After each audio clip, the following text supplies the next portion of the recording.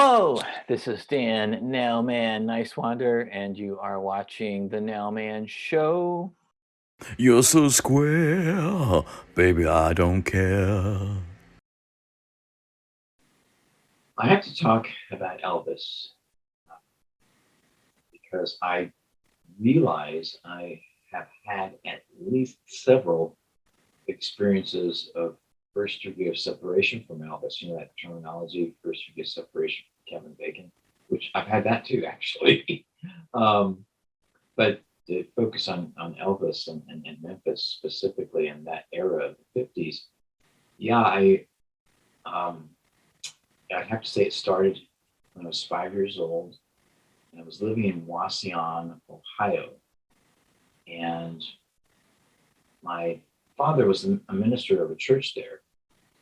And one of the families in the congregation were close friends with the Blackwood Brothers family, the Blackwood Brothers quartet, gospel quartet based out of Tennessee.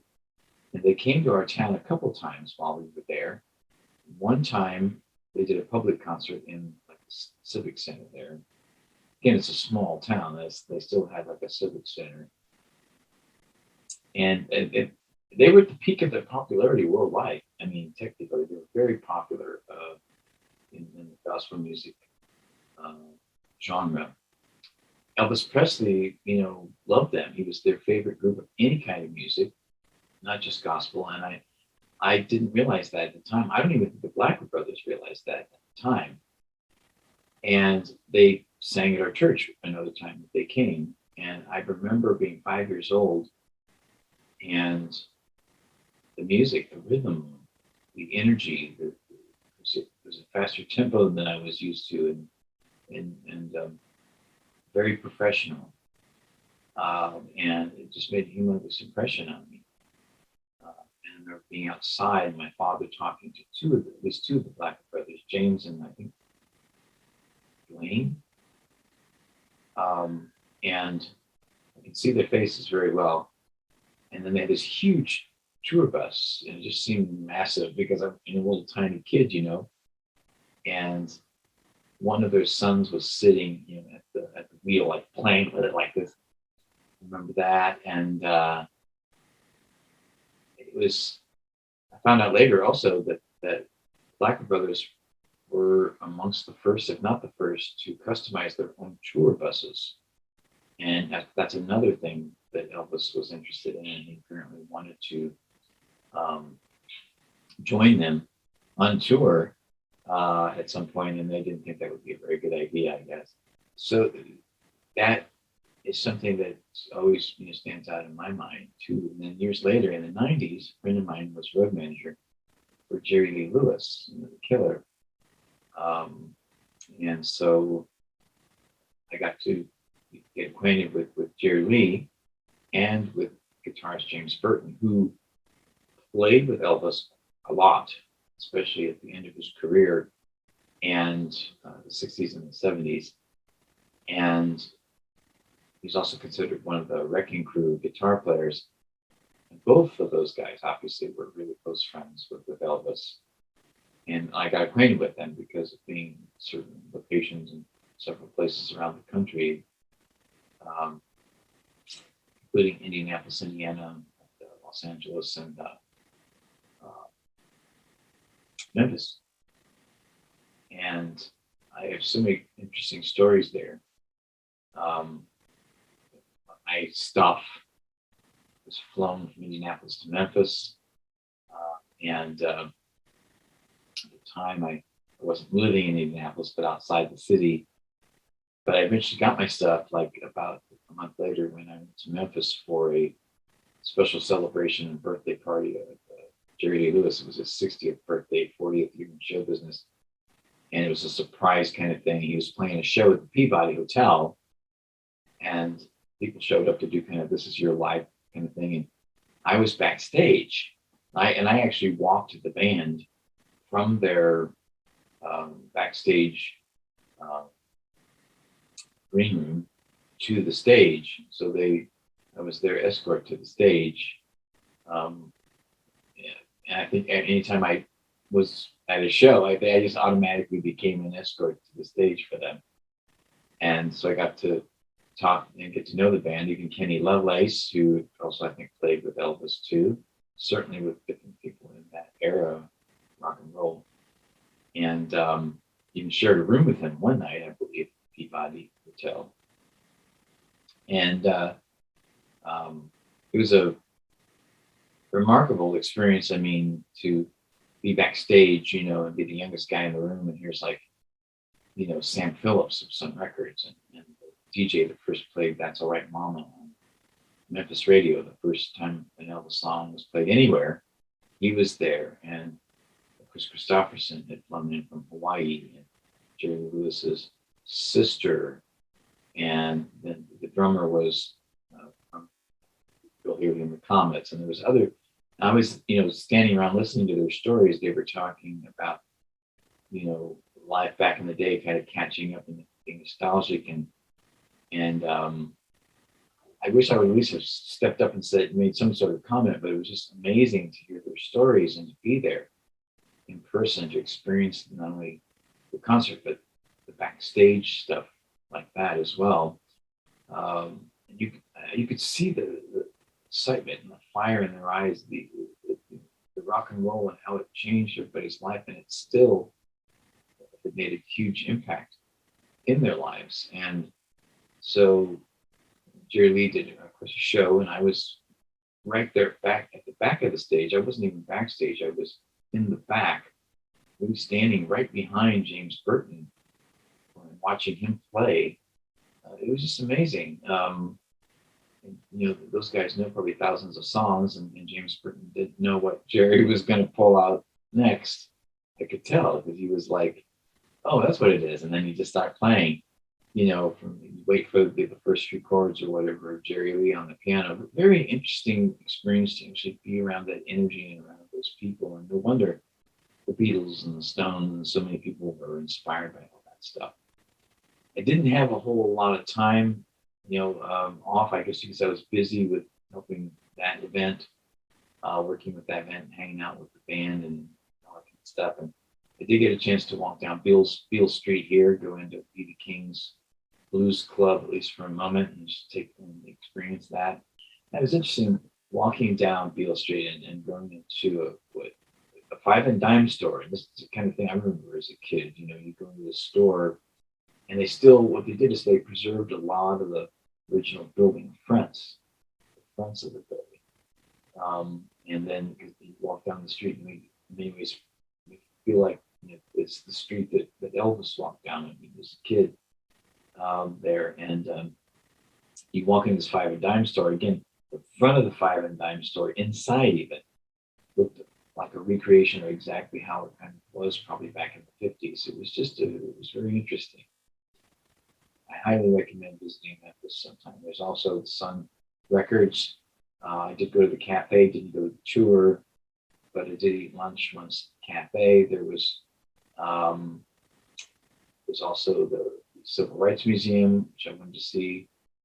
There's another music museum there as well. So there's a lot of things to do there. So I definitely would like to visit Memphis again. I got a free ticket, I guess, to Graceland, but we didn't have time to go. And there was just so much going on.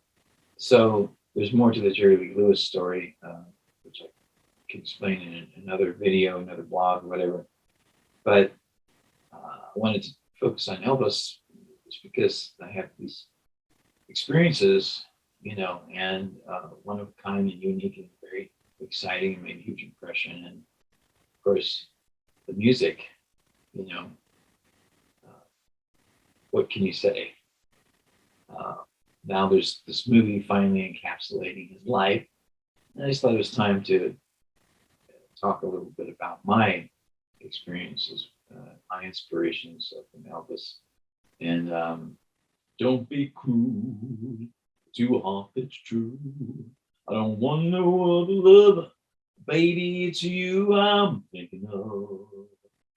I need a hunk of burning love. Rock and roll.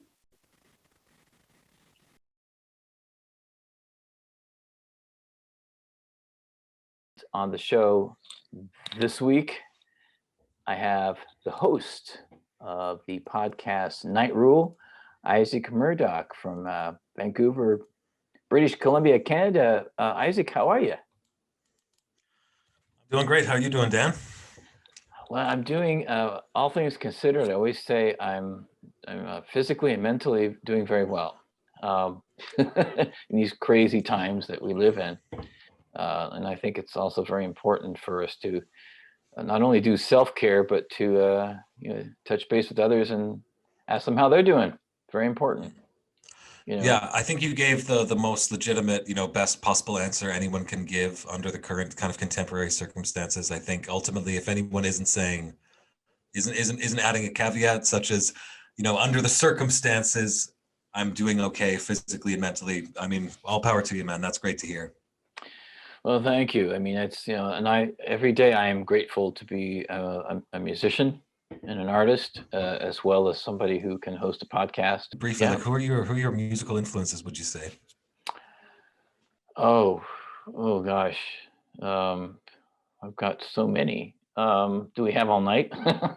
Well, I can say, I can answer that question in part by saying I've had a chance to meet or have face-to-face contact with some of my favorites that inspired me tremendously. Like when I was quite young, I had a face-to-face encounter with Freddie Mercury of Queen. And he's one of the few people, and I've met many, who I just froze. I didn't know what to say. Like, there he is, and he's looking at me, and I'm looking at him, right? But I did get a chance to have actual conversations with Brian May and John Deacon of Queen. And as well as I got to meet Paul McCartney. I got to have a conversation with Brian Wilson of the Beach Boys. Hey, hold on. Let's stop on Freddie Mercury really quick. So yeah. So you met Freddie Mercury. Like, what were the exact circumstances under which you met Freddie Mercury, like rock god extraordinaire? Well, I was at the time I was going to university in Norman, Oklahoma, the University of Oklahoma, and I talked my friends from high school that I was going to school with there into driving down to Dallas, Texas, to see the show there at the convention center. How long of a drive is that from Oklahoma to Dallas? That's got to be at least like 4 or 5 hours. I have no idea. I would say that's probably right. Yeah. And so obviously we weren't going to drive back. Although we had done that before, crazily, after a show. So we arranged to have some fun, and we got a hotel room. And we found the Hilton Hotel, which was the closest to the convention center. And it was a great show, obviously. I'd seen him before a couple of times. And so we were in the lobby. About 1:30 in the morning, here comes Freddie Mercury with a really big guy that looked like a bodyguard. And so basically, my friend and I, we found ourselves like, oh, they left the elevator open, and we just kind of walked in, and the elevator closed. And all of a sudden, I'm realizing I'm standing almost right next to Freddie Mercury, and I just didn't know what to say. And they got off the elevator. Were you completely frozen in fear? I would have been frozen in terror. See, the year after that, and 3 years after that, with also getting to talk to Brian May and to John Deacon in different places. And so actual real human conversations, where you can talk about just being a musician, which I did, and they totally respected me as that. And I, to this day, I think, my God, not only was their music profound to me, changed my life, but they were just regular human beings to me, treating me like a real person and not like a fan, which, like John Deacon even asked me, so what instrument do you play? I mean, sure. It was so cool. Yeah. And well, there's more to that story, but I'll tell that later. I know that you do this podcast, and you've had some very interesting people on your podcast. You've had from the David Feldman Show, which is how we connected. You had one of the comedy writers from SNL. You've had scientists, professors. Ben Burgess and Ben Burgess, Professor Adnan Hussein. We had Napoleon the Legend. We had the guy from Trevor from Champagne Sharks, which is one of my all-time favorite podcast. It's like a Black politics and culture podcast. It's just very, very intelligent, very well done. Yeah, I've been lucky enough to have Harvey J.K. Like it's been a lot of fun. I've been doing that for a while. If there's any hockey fans down there in LA that are into the Edmonton Oilers, they can also check out my my hockey podcast, Handkerchief Dynasty. That's like an Oilers fan podcast. It's kind of like if David Letterman had a hockey podcast, is basically what Handkerchief Dynasty is. It's a little irreverent, you know. Oh, that's I great. remember actually, like I was on the roof of a apartment building that I was just living in temporarily for like a month, like a year before last. I was talking to my friend Brad about it on Skype. We're just like, we want to do this podcast? How are we going to do it in a way that we can, get behind and that has integrity and interests us? And he just said, man, we just got to Letterman this thing. And I was like, exactly. And then, yeah. There you went on. I had to slow it down because you were naming off some names there. But did you say you met Brian Wilson? Speaking of rock gods. Yes, I was a media Wow. ambassador for a UN peace program called Adopt-A-Minefield. And that's how I met Paul McCartney also. And I met Jeff Lynne, the Electrolyte Orchestra producer, Traveling Wilburys, all of that. Oh, wow. And but I met Brian because he was Paul McCartney's special guest. What it was a benefit for Adopt-A-Minefield. And I went just kind of as this was part of like a massive like demining program that the UN was involved in at the time. Like this would have been in the 90s or. Well, this was in the 2000s. Early 2000s. It was a program though that they had I don't know what you call it, charter or whatever, for 10 years from 1999 to 2009. And I connected with it in 2002. I was looking actually for some information about a Paul McCartney tour because I wanted to take my brother for his birthday because we're big Beatle fans, and when I went to Paul's website, I found this link, and I had already had a rock band in the Indianapolis area at that point, and I was doing local charities and things like that. And I thought, I really want to do something on a larger scale because the community was really paying attention to me. I was getting a lot of gigs. I was on television there locally, with my band. And so people were paying attention, right? And it wasn't for me. I thought I need to take advantage of this opportunity, right? To do something bigger than local, to still continue to do local charity, but do something bigger, right?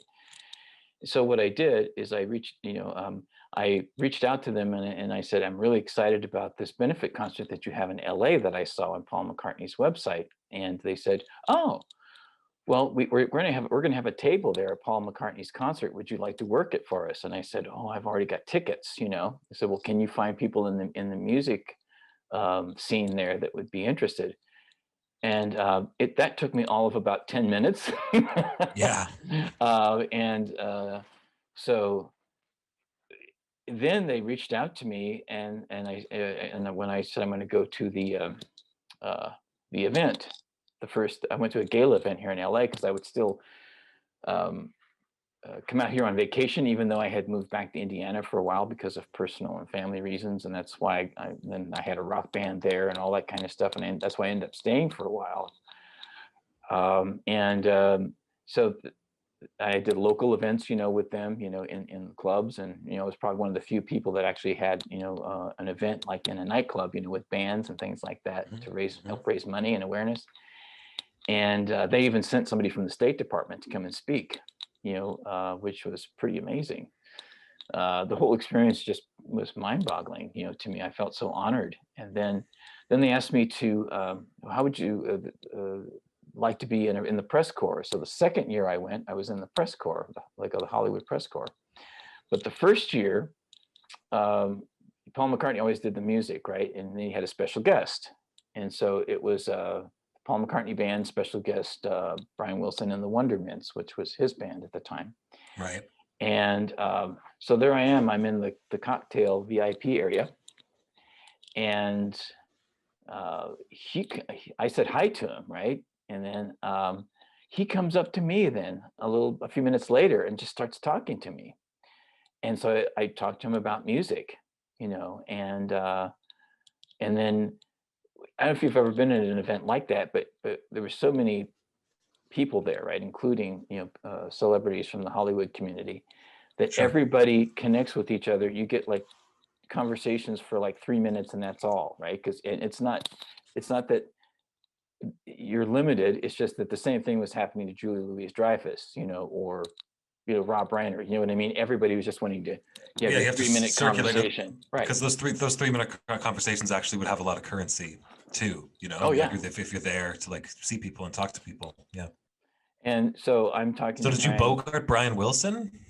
Well, I asked him what he was listening to right now, and Oh, he's you tickled his musical bone. Did he of go? Did he course. wax poetic forever about it? Was it like that song "Busy Doing Nothing"? One of my No, all-time favorite songs of all time. what he said was, "I'm still listening to my Phil Spector records to this day," he said, and then I've also been listening to the Backstreet Boys. And I said, "Well, that makes perfect sense. I mean, he likes vocal harmonies. That's his thing. That's what he loves the most." Of Uh, course. and while I'm talking, I see, how in the periphery of my vision, I see that somebody standing there, and I looked, and it was Rob Reiner, and it was just the three of us, right? And that's when Rob came in and got his 3 minutes, and it was so interesting. You'll love this story. Rob Reiner was like a little kid, and he Of said, course. he goes, "Brian, are you going to sing with Paul?" And Brian was really shy all of a sudden, and he said, "Yeah, um, we rehearsed Let It Be, and I'm really nervous." And I'm standing there like, here's two grown men being with their guard down. Yeah. And I was like, wow, this is amazing. I was just like, I've been very fortunate to have experiences like this, and I'm thank you for letting me share that, because Yeah, amazing. So Brian Wilson, his entire disposition changed. He became very vulnerable, lost all of his confidence, and said, "Yeah, we've been rehearsing Let It Be, and I'm really nervous about it." mhm, yeah. That's such an amazing Brian Wilson anecdote. That's totally believable too. Happy 80th birthday to Sir Paul McCartney.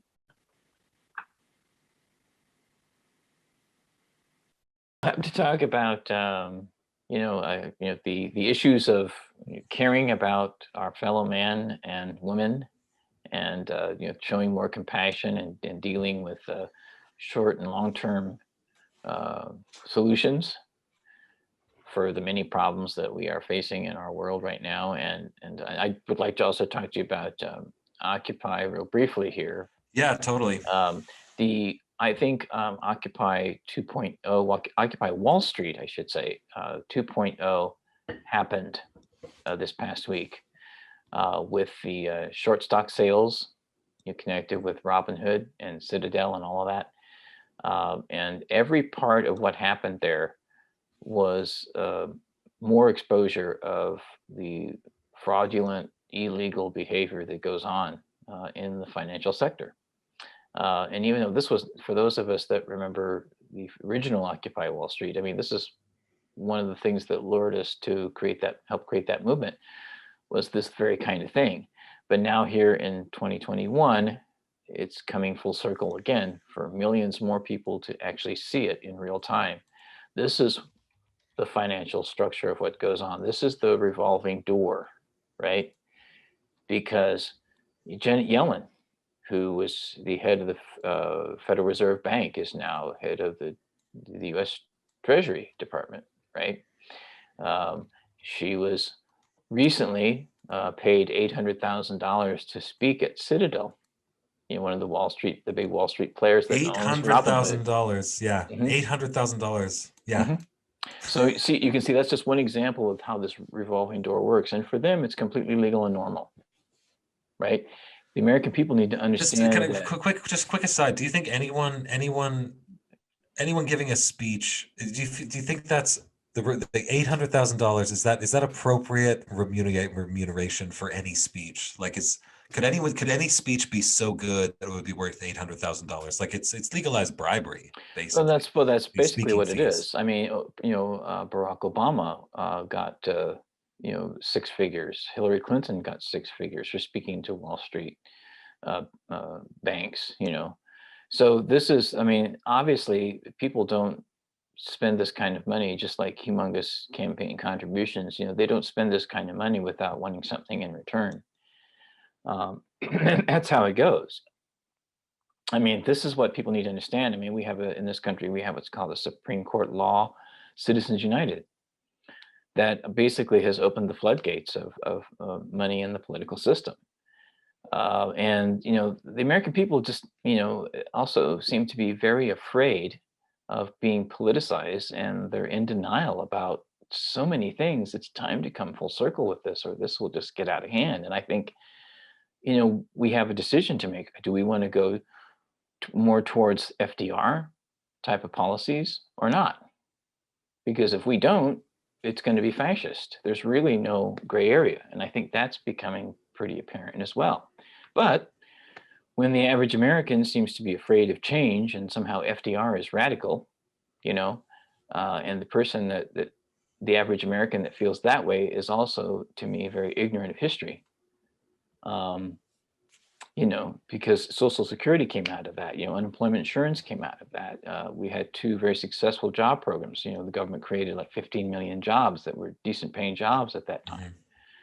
It's not, I mean, I think on the face of it, and it's kind of funny because I'm constantly right now thinking about how the left and people who are progressive, or people who just believe in basic human decency, move forward, when obviously in America, like the myth of bipartisanship is dead at this point.